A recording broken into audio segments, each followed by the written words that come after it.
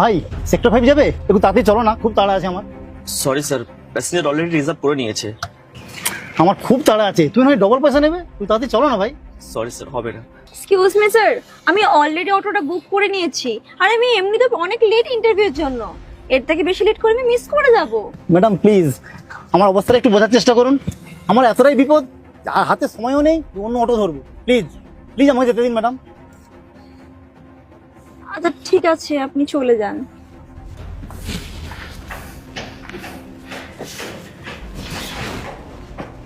Thank you so much. চলো ভাই।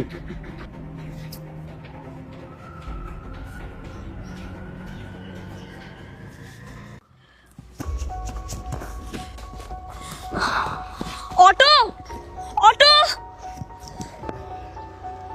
Auto auto auto, আরে দাঁড়ান।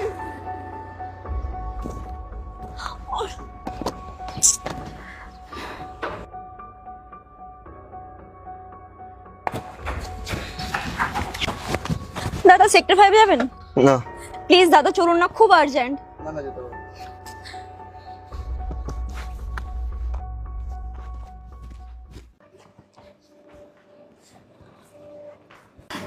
এক্সকিউজ মি স্যার, হ্যাঁ বলুন। I am here for job interview. Interview? Interview তো কখন শেষ হয়ে গেছে। টাইম কটা ছিল তোমার? 11:30। আর এখন টাইম কত হয়েছে? 12:50।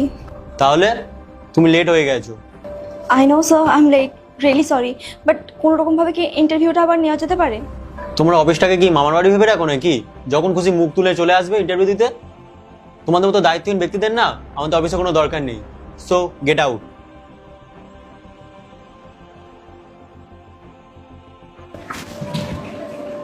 কি ব্যাপার ম্যাডাম, আপনি এখানে?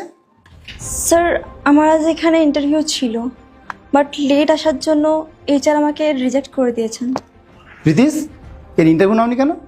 আসলে স্যার ইনি ইন্টারভিউ টাইমের অনেক লেটে এসেছে।